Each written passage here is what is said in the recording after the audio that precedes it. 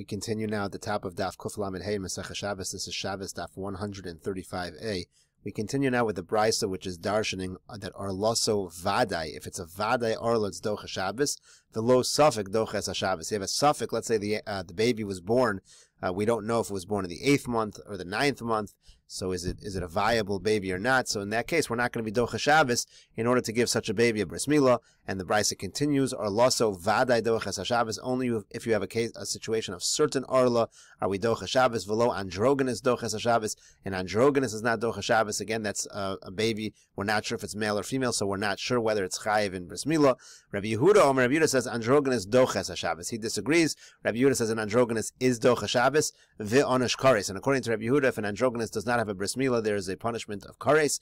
He apparently is understanding that an androgynous is not a suffix, but it's a vade that it requires a bris milah. We'll see more in Rabbi Yehuda later on. And then the brisa continues, arloso vadai doches Shabbos. Only if it's vadai arlo is a docha Shabbos. V'lo nolad bein hashmashos doches Shabbos. But if the baby is born bein hashmashos, it's not docha Shabbos. Rashi here explains, v'nolad bein hashmashos nami suffix, zmanu hu suffix eno zmanu. We don't know if it's born bein hashmashos. Is Shabbos the 8th day? Is it the zman for the milah or not? V'chein nolad mohol. The next case is going to be similarly. It's already born with a bris milah. Suffix shema arla kavusha hi ha'or davik b'basar. Maybe it already had a bris milah. Maybe it's already considered to have had a bris milah, or maybe the arla is there but it's hidden. Well, the Gemara is going to ask, what's the first case of suffix? Again, we explained it to mean a suffix whether it was born for the 8th month, but the Gemara is going to ask, what does that mean if you already have a whole bunch of cases of suffix? So that's going to be clarified later on in the Gemara. So the Gemara again continues that, again, arloso vare doches Shabbos velo nolad ben hashmashos doches Shabbos, arloso vare doches Shabbos velo nolad kishehu mol doches Shabbos. Let's say the baby was born already with a bris milah. That's not doches Shabbos, because again, as Rashi just explained, that's a suffix. Beis Shammai omrim tzarich lahatif mimenu dam bris, because Beis Shammai hold that you're actually required in such a situation to take some blood from a baby that was born mole. Beis Hillel omrim eno tzarich, but Beis Hillel says there's no requirement. If the baby's already born mole, you don't have any issue. Rashi over here says, Beis Shammai omrim tzarich lahatif va'afilu hachi modu de Shabbos lodachi. Even according to Beis Shammai, who says there's a requirement, lahatif mimenu dam bris, it's not going to be docha Shabbos. Shetzarech lahatif, and then according to the opinion of, again, this is according to the opinion of Beis Shammai, chayshinon shama arla kvushi, because it's a suffix, we suspect perhaps there is a arla kvush over here, perhaps this baby actually is arel, and it's a suffix, so it's not docha Shabbos. Amar Rabbi Shimon ben Elazar. Now Rabbi Shimon ben Elazar responds to this understanding of the machlokas Beis Shammai and Beis Hillel. Lo nechligu Beis Shammai and Beis Hillel al nolad kishu mol shetzarach lahatif mimenu dam bris. This is not true. Beis Shammai and Beis Hillel, everybody agrees that a baby that's born mole, you need to take some. You need to cause a little bit of the dam bris to bleed. Mivnei she'arla kvushi, because everybody agrees there's a situation here of arla kvusha. The arla might be hidden. Alman nechliku. What does Beis Shammai and Beis Hillel, what do they argue about? Al gersh is gayer kishumol. The case is, let's say you have a convert that when he was megayer, but he already had a bris milah. Rashi gives an example. Let's say it's an Arab who converts to Judaism. So the Arabs also have bris milah, so he's already had a bris milah. So Beis Shammai omrim, Beis Shammai say in that case, tzarich lahatif mimenu dam bris, that you need to take you need to make it bleed in that area. You need to take the dam bris. So Beis Hillel omrim, Beis Hillel say ein tzarich lahatif mimenu dam bris. You do not need to take any blood from that area. This baby already has a bris milah. So in any case, the brisa here has enumerated a number of cases of sveikos which are not docha Shabbos, since we're not certain that there's a requirement for bris milah, or we're not certain that it's actually the 8th day, that it's actually the zman for the bris milah. So Amar Mar, the master, said, "V'lo suffix doches Shabbos." Again, it said that a suffix is not doches Shabbos, and Rashi already mentioned that the Gemara is about to ask, "Wait, a suffix is not doches Shabbos." You just gave 100 cases of suffix right after. What is this case of suffix? So le'esuye mai. What does this case of suffix include? Le'esuye ha d'tan rabbanan. It's to include the following brisa. Ben Shiva Mechalin Olaves HaShabbos. If a baby is born after 7 months, that's considered a viable baby. So we're Mechal Shabbos in order to give that baby a bris milah. Uben Ches Ein Mechalin Olaves HaShabbos. Now, if it's a baby born after 8 months, we're not Mechal Shabbos, because that's considered certainly not a viable baby. Savik ben Zayin, Savik ben Ches, and even in a situation where it's a doubt whether it was born in 7 months or born in the 8th month, Ein Mechalin Olaves HaShabbos. You are not Mechal Shabbos, again, because you have a doubt whether this baby is viable. It would be similar if it would be a doubt whether it's, let's say, when 8 months or 9 months, that would be a similar situation. Ben shmona harehu ke'evan v'asur l'taltalo. The brisa continues, if you have a baby that's born after only 8 months of pregnancy, it's like a stone, and it's usher to move it around because it's not really like a baby that's viable at all. But the mother is on Shabbos, talking about on Shabbos, that it's considered muksa, so you can't move it around, but the mother can bend down and nurse it because of sakana. Now Rashi here explains, it's not a sakana for the baby because the baby is considered already that it can't live anyway. The issue here is that the mother's in sakana if she does not nurse.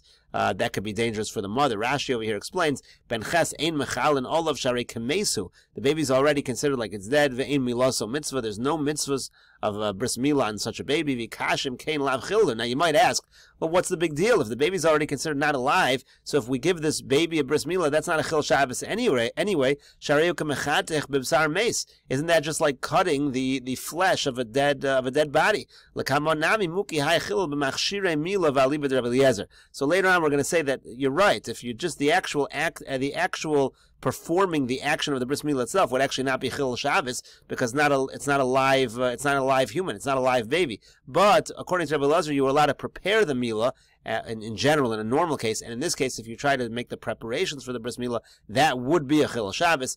And again, she has a lot of milk in her breasts, and she will get sick if she doesn't nurse. So that's why, in this particular situation, we're going to allow her to nurse because of the sakana that's to the mother. So Gemara now says, Itmar, it was learned the following machlokas amoraim. Rav Omar halacha ketanakama. Rav says that the halacha is like the Tanakama. When we talk about the Tanakama here, we're referring to the Tanakama in terms of the machlokas Beis Shammai and Beis Hillel. According to the Tanakama, Beis Hillel holds that if you have a baby that's born mole, then we say Eino Tzarech. You don't need to take any dam bris. The baby's considered to have had a bris milah already. That was the Tanakama's understanding of Beis Hillel. We're only really focusing on Beis Hillel here. Shmuel Amar halacha Rav Shimon ben Elazar. Shmuel says no, the halacha is actually like Rav Shimon ben Elazar, that even Beis Hillel agrees that if a baby is born mole, you need to take dam bris. And the only thing that Beis Hillel said was if you have a gerish and a skayer kishu mole, you don't need to take. So really, the machlokas here is if you have a baby that's born mole, according to Rav, there's no requirement to do a bris milah. Rav is lenient. According to Shmuel, no, there is a requirement in such a case to do a bris milah. Shmuel is strict in this case. So Rav Ada bar Ahava is sialad le'ahu yenuka kishu mole. So Rav Ada bar Ahava actually had a child who was born already with a bris milah. That was Shabbos. The Gemara is going to say later. It was Shabbos, and he looked for 13 different moels who could try to do who would be willing to do the bris on Shabbos. And in the end, he ended up doing it himself. Rashi explains, and he rendered the baby a kros shivcha. The baby could not have children anymore when the baby grew up because he injured the baby. Amar, and he said, Teisi li de avri ad Rav. This is fitting that it happened to me because I transgressed the words of Rav. Again, Rav in this case would have been lenient. Rav held that the baby that's born with a bris milah already, there's no requirement for a bris milah according to Beis Hillel. But he was trying to be machmer like Shmuel, who holds that even Beis Hillel holds you need to do some kind of a bris milah to this baby even when it's born mole, and therefore he said it was appropriate that this happened, that this tragedy happened, because really he was being too strict. Amar le Rav Nachman. Now Rav Nachman said to him, "Vad Shmuel lo avar? Did you not transgress Shmuel's opinion? Also, you did. Amor damar Shmuel bechol. Shmuel said on a weekday you need to do a bris milah for such a baby. B'Shabbos mi amar. Does Shmuel mean to say that according to Beis Hillel on Shabbos, even on Shabbos, you're required to do a bris milah? In this case, certainly not. So the truth of the matter is you're being over on everybody. The whole machlokas Beis Shammai and Beis Hillel was on a weekday.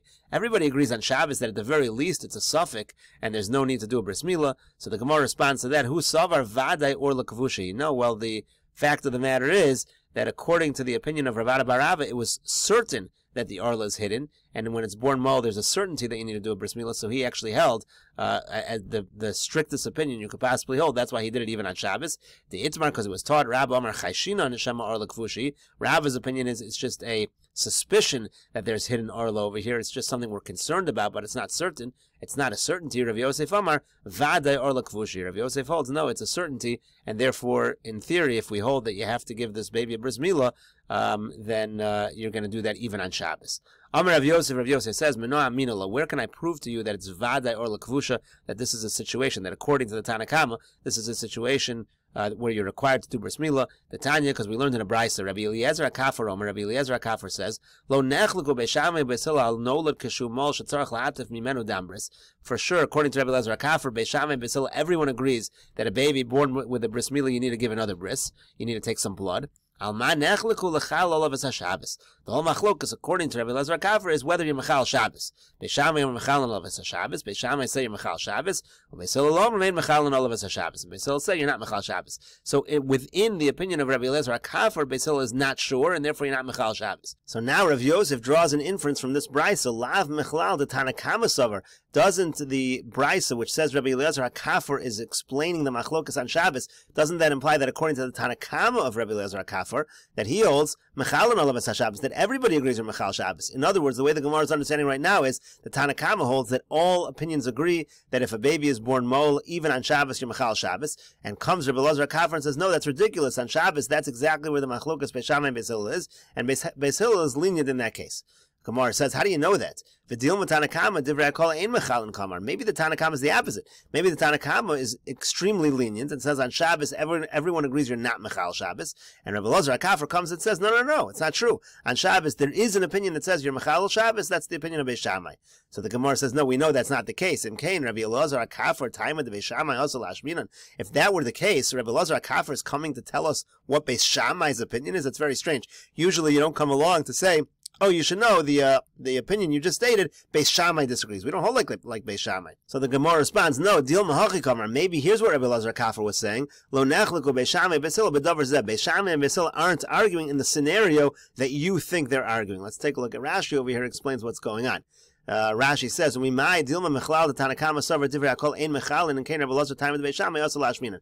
Again, the Gemara said it can't be that the Tanakama holds you're not mechal Shabbos according to all opinions, because then Rabbi Elazar is telling us what? He's telling us a chiddush in Beis Shammai. Im kain the Tana le'el minei amar divrei hakol ein mechal. And if the Tanakama held that everybody agrees you're not mechal Shabbos for a baby that's born with a bris milah, Rabbi Eliezer HaKafar dasel if lugei lomeimar delav divrei hakol hu dehol Beis Shammai mechal in my rebus hashminan the Beis Shammai pligiba. Rabbi Eliezer HaKafar is coming to tell us a chiddush that the Beis Shammai disagrees and says you are mechal. Ha Beis Shammai b'makom Beis Hillel ain't a mishnah. Beis Shammai in place of Beis Hillel is nothing. You wouldn't even bother to tell us that.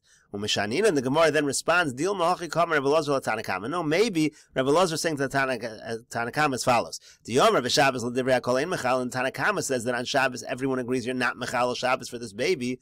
Upluksayu b'chol. The point is that according to Tanakama, Beis Hillel and Beis Shammai argue on a weekday. Till Beis Hillel ein sarach lahatif imenu dam bris. That according to Beis Hillel, even on a weekday, you don't do another bris milah. So really, it's the weekday issue that Rabbi Elazar HaKafar is focusing on. Holesa, Rabbi Elazar HaKafar says that's not true. They're not arguing about chol. Everybody agrees on a weekday you need to do a bris milah again. And they're only arguing on Shabbos, and that's where, Beis Shammai is the chiddush. But the chiddush that I'm trying to say, Rabbi Elazar HaKafar is trying to say, is on weekdays. The time of the Beis Hillel asal ashminan devechol tzarech. The whole point of Rabbi Elazar HaKafar is to tell us that according to Beis Hillel, on a weekday it's required. That excludes the Tanakama, who says that in all scenarios, Shabbos and on weekdays, there's no need to do a bris milah again to take any blood. And the Gemara continues with the two dots. Amar Rabasi says, Kol she'imo tameo leda. He makes a rule as follows. In any situation where there's a birth, and the mother becomes tamei through that birth, and she gives birth to a boy, nimo l'shmona. That baby boy should have a bris milah on the 8th day. But in any situation where the mother is not tamei leda, ein nimo l'shmona. So in such a situation, there is no bris milah on the 8th day. The bris milah presumably is actually on the 1st day. How do we know this? Shenamar, like it says, Isha kisazriya v'yolda zocher v'tama v'gomer uvayom hashmini yimo b'sar laso. Pasuk says a woman gives birth, she becomes tamei, and then there's a bris milah on the 8th day. Implication is that only in a situation, according to Ravasi, only in a situation where the mother becomes tamei, do we say that the bris is on the 8th day. Rashi here explains, Kol she'eni motmei aleida. Where would be a scenario where the mother is not tamei? Kegon yotzei dofen. For example, let's say a woman has a C-section. Or v'nachras sheyaldu l'machar neskaira. She was not Jewish when she gave birth, and then she converted. Ein b'na mamten ad shmona. In such situations, the son does not wait till the 8th day to get a bris milah. Elanimol miyad. The bris milah happens immediately in those situations. So that's the principle that Rav Asi lays down. Amar le Abaye, so Abaye says to Rav Asi, Doros Rishonim Yochichu. Look at the earlier generations; they prove you're not correct. She'eni imo tmei later, because there was no tuma in the early generations. V'nimo l'shmonim. We know that the bris milah took place on the 8th day. Rashi says, Doros Rishonim Avram and Matan Torah. From the times of Avram till Matan Torah, shenitzana milah v'lo noagu tuma. There was no tuma, and there was bris milah on the 8th day. So Amar Le said back to him, Nitna Torah, once the Torah was given, and we'll continue with his response in the next video on Daf Kuf Lamed Hey Amud Beis.